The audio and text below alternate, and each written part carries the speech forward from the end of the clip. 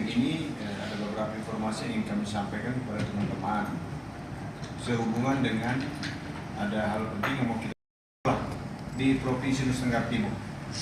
Proses pengisian jabatan calon kepala sekolah dilakukan dengan merujuk kepada Permendikdasmen nomor 7 tahun 2025 tentang penugasan guru sebagai kepala sekolah. Di dalam Permendikdasmen nomor 7 tahun 2025 dengan gamblang dijelaskan syarat-syarat untuk menjadi kepala sekolah. Syarat-syarat antara lain berpangkat minimal 3C, kemudian memiliki sertifikat pendidik, kemudian penilaian kinerja 2 tahun terakhir itu kategori baik. Berdasarkan syarat-syarat itu, kemudian saya tambahkan lagi syarat pendidikan minimal S1 atau D4. Tadi pangkat sudah, kemudian jenjang jabatan paling rendah guru ahli pertama bagi guru yang berstatus guru paling sedikit 8 tahun ya. Sebentar saya baca. Memiliki pangkat minimal 3C, hasil penilaian kinerja guru dengan predikat paling baik selama 2 tahun. Ya, paling rendah ya baik, itu kan ada standar baik dan baik. Jadi minimal yang paling rendah dia harus baik untuk dia bisa menjadi apa namanya. Memiliki pengalaman manajerial paling singkat 2 tahun. Pengalaman manajerial itu bisa jadi kelas atau penugasan apa di sekolah. Tidak pernah dikenai hukuman disiplin sedang dan atau berat sedang tertentu atau perundang-undangan. Tidak sedang menjadi tersangka, terdakwa atau tidak pernah menjadi terpidana. Berusia paling sedikit 56 tahun. Jadi pada saat dia dilantik itu dia harus pas dari 56 tahun. Karena begitu dia kurang, dia tidak cukup lagi. Karena apa? Karena kepala sekolah itu berbeda dengan jabatan-jabatan lain. Dia terikat dengan periodisasi jabatan. 1 periode 4 tahun. Jadi orang tidak bisa dilantik kalau dia kurang dari 4 tahun. Kecuali dia kena rotasi untuk menghabiskan periode jabatannya.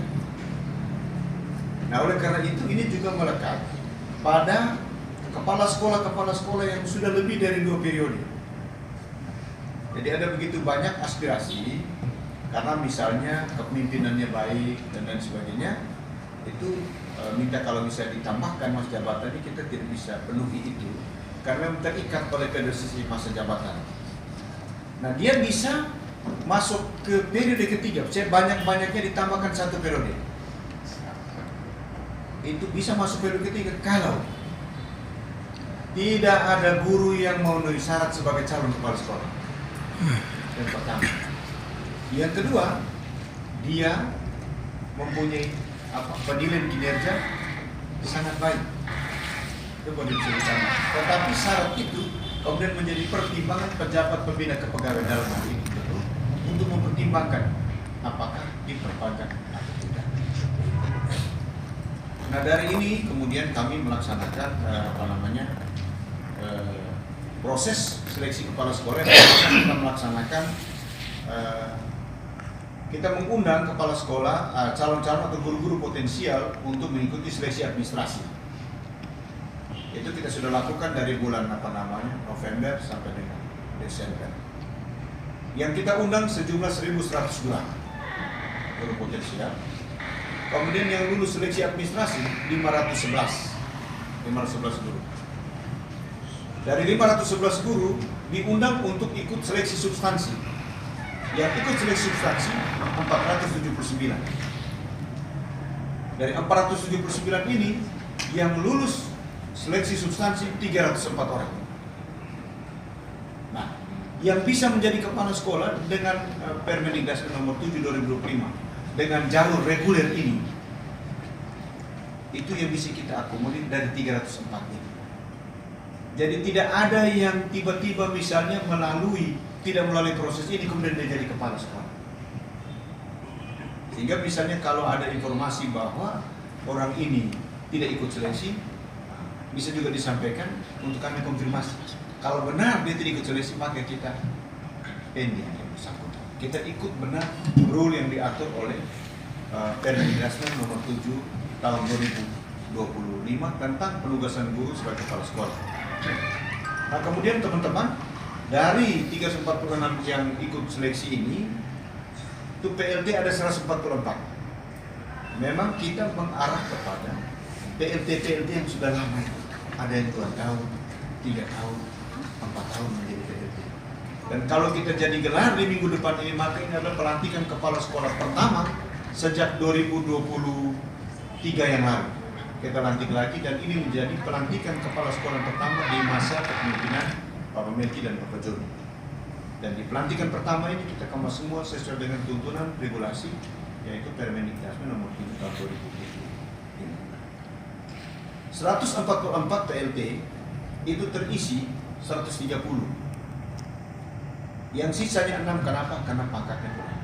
Misalnya ada di beberapa SLB itu 3B. 3B, soal 3B ini kita mesti konsultasi lagi ke Dirjen Guru dan Tenaga Pendidikan di Jakarta. Apakah bisa? Karena dia mengalami kekhususan. Karena cari orang yang pilih kepala SLB ini juga tidak mudah. Kemudian yang berikut, misalnya kalau wilayahnya itu sangat sulit, terpencil, tidak ada orang yang mau ke sana, itu harus kita konsultasikan. Jadi fokus kita pertama adalah teman-teman kita yang PLT untuk kita definitifkan. Kemudian yang berikut, kepala sekolah yang periodisasi jabatannya lebih dari 2 periode, lebih atau sama dengan 2 periode, ada 202. Yang bisa kita isi sekarang 88. Masih ada 100 lebih yang belum terisi. Yang kita lakukan rotasi ada 78. Ada yang rotasi misalnya antar kabupaten, karena apa? Istrinya jauh. Datang kita kasih kumpul dengan istrinya. Kemudian apa, penyegaran dan sebagainya. Sehingga total itu ada 296 yang akan kita lantik. Demikian juga kepala sekolah yang akan mengakhiri masa jabatannya yang lebih dari 1 tahun, itu kita rencanakan juga akan dikukuhkan. Nah, ini teman-teman yang akan kita kerjakan. Sampai sejauh ini kita berproses dengan Kemendikbud dan BKN untuk dapatkan pertenda. Jadi urus ini 2 kementerian. Kalau urus eselon 2 itu satu saja, langsung ke BKN. Kalau ini mesti beres tuh dengan Kemendikbud, karena semua berproses dari awal melalui SIM KSPS, mereka yang punya barang ini. Kalau tidak masuk di sini berarti dia tidak bisa, karena dia connect lagi ke BKN. Kita ajukan, pejabat pembina kepegawaian mengajukan nama-nama itu, mereka akan cek lagi dengan Kemendikbud untuk tahu apakah nama-nama ini berproses melalui SIM KSPS atau tidak. Nah, inilah persoalan yang memang kita jalani selama ini. Dan ini menjadi proses yang pertama di tahun dengan menggunakan Permendikbud nomor 7 2025. Sehingga kita juga dengan ini kemarin saya konsultasi ke Jakarta, ada yang bilang harus dengan BKD dan sebagainya, ada yang bilang tidak, itu langsung aplikasi. Semua kita pelajari, kemudian kita ikuti untuk kita pastikan bahwa kepala sekolah yang kita lantik ini benar-benar sesuai dengan regulasi, supaya kemudian tidak menimbulkan pertanyaan-pertanyaan atau kemungkinan tidak menimbulkan asumsi-asumsi lain di publik yang bisa menimbulkan diskusi-diskusi yang atau wacana yang kontraproduktif. Jadi kalau prinsip saya diingatkan oleh Pak Gubernur dan Pak Wakil Gubernur, apapun itu regulasi harus menjadi pegangan. Sehingga ada pertanyaan, kita akan bisa berdiri tegak untuk menjelaskan, karena kita lakukan sesuai dengan regulasi. Itu mungkin sementara dari saya untuk teman-teman.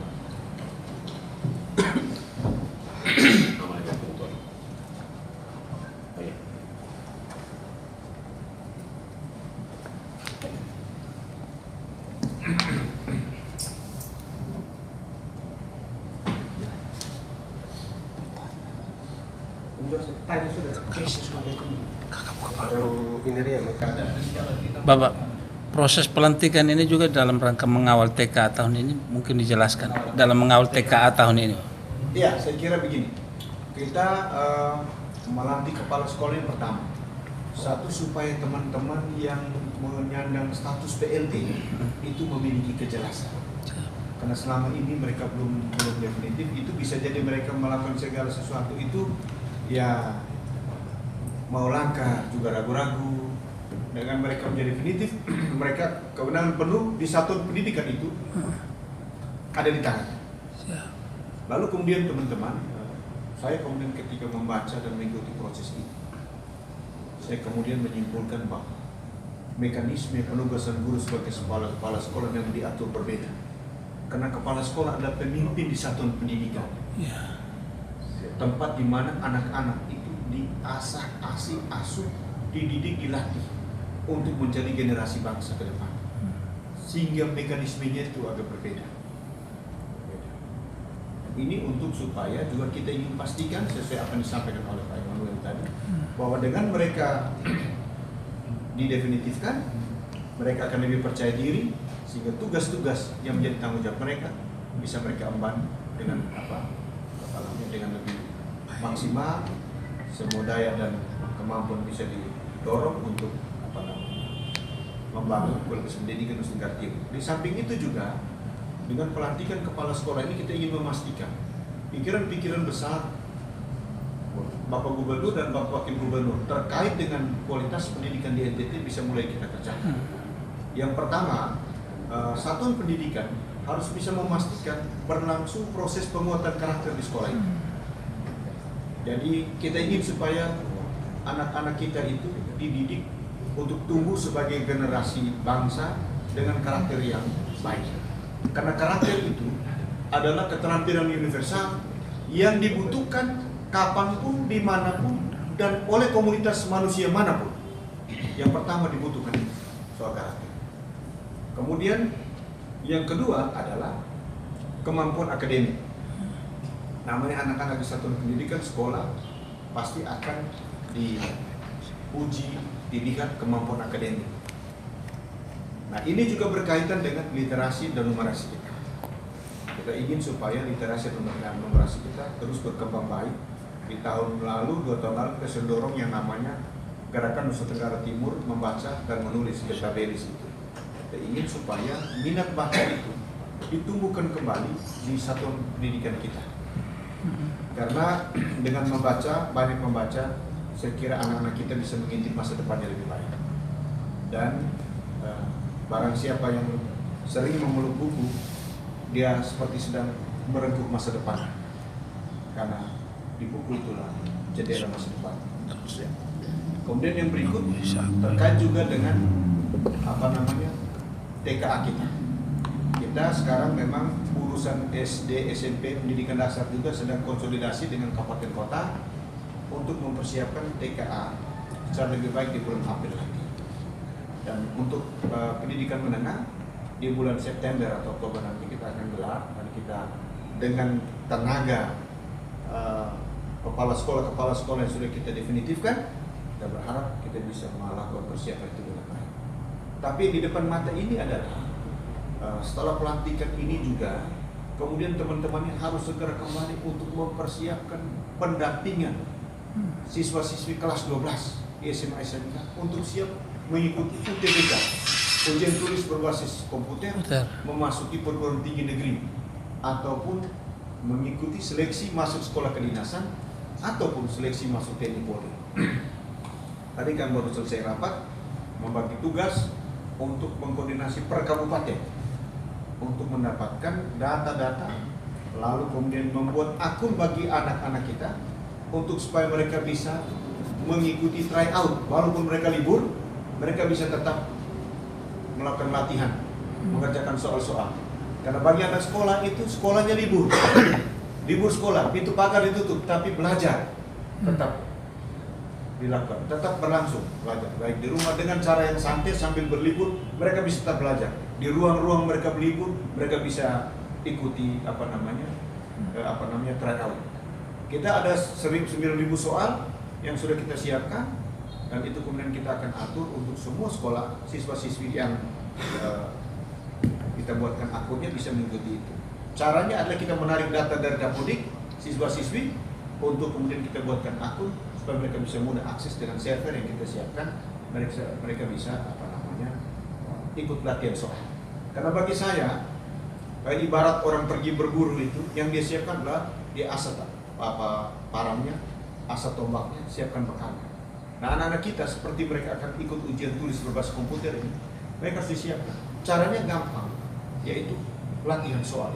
Nah, kita butuh nanti dukungan teman-teman kepala sekolah untuk memastikan siswa-siswi di dalam asuhannya bisa dikontrol dengan baik, diawasi dengan baik, agar bisa mengikuti tryout, melakukan latihan-latihan soal sebanyak mungkin agar mereka terbiasa, sehingga pada saatnya nanti mereka lebih siap untuk mengikuti UTBK.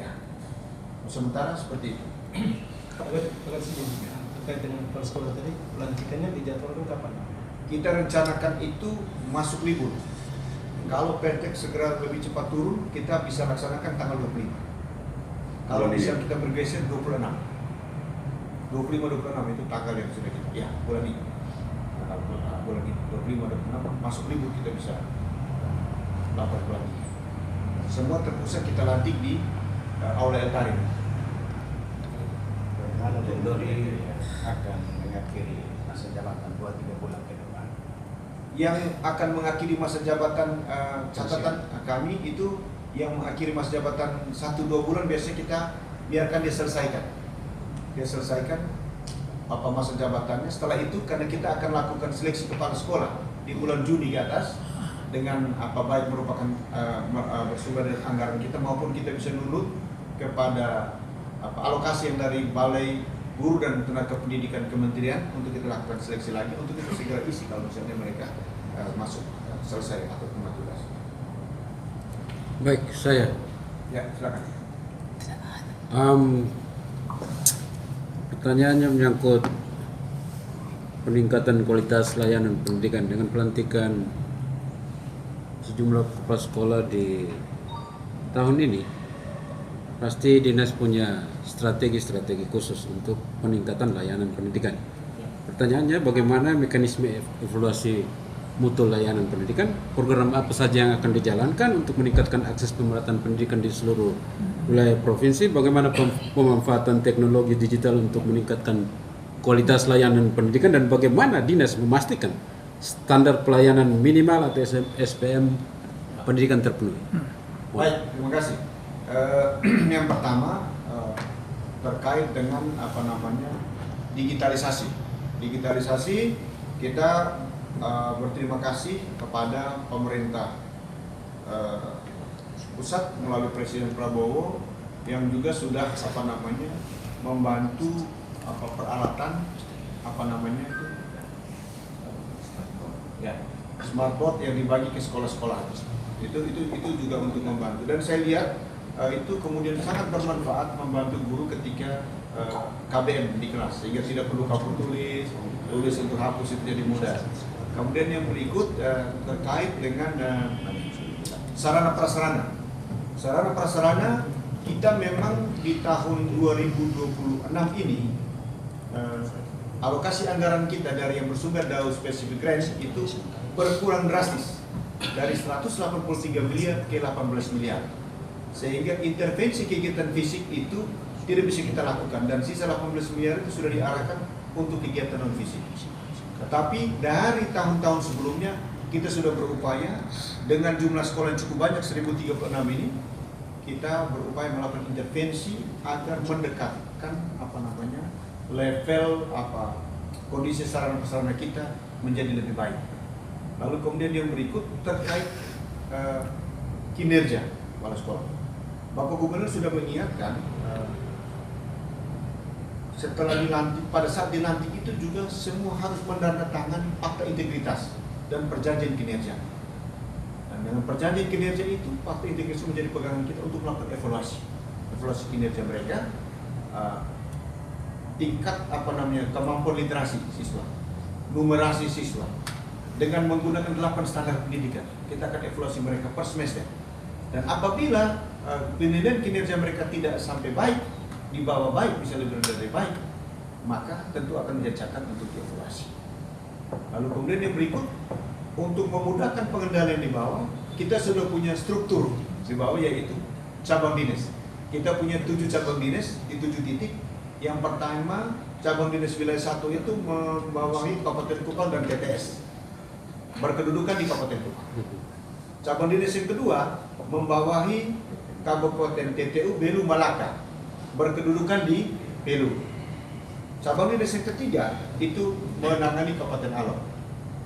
Cabang dinas keempat itu Lembata, Flores Timur, dan Sika, berkedudukan di Flores Timur. Cabang dinas keempat berkedudukan di Ende, cabang dinas kelima berkedudukan di Ende, membawahi Ende Nagekeonganya. Cabang dinas keenam itu untuk Manggarai Raya, berkedudukan di Ruteng. Kemudian cabang dinas ketujuh menangani Sumba secara keseluruhan, berkedudukan di Sumba Timur. Di Waikabubak itu yang menjadi perpanjangan tangan dinas untuk melakukan pengendalian, pengawasan, pemantauan terhadap pelaksanaan kegiatan belajar mengajar di sekolah. Kemudian juga kita punya pejabat-pejabat fungsional, ada koordinator pengawas dan pengawas pembina yang ingin kita dorong terus perkuat dengan minimal satu pengawas, mesti ada satu sekolah model agar dia bisa menjadi contoh bagi sekolah-sekolah. Misalnya satu pengawas membawahi 7 sekolah, dia harus punya satu model. Karena daripada dia bicara hal yang sama di 7 sekolah, lebih baik dia capek-capek di satu sekolah, lalu kemudian sekolah 6 yang lain tidak akan belajar di satu sekolah. Itu yang kita pastikan, semua struktur kita ke bawah, kita dorong untuk supaya menyatukan langkah dan semangat agar pembangunan pendidikan di Nusa Tenggara Timur bisa lebih kita tingkatkan dari waktu ke waktu. Terima kasih.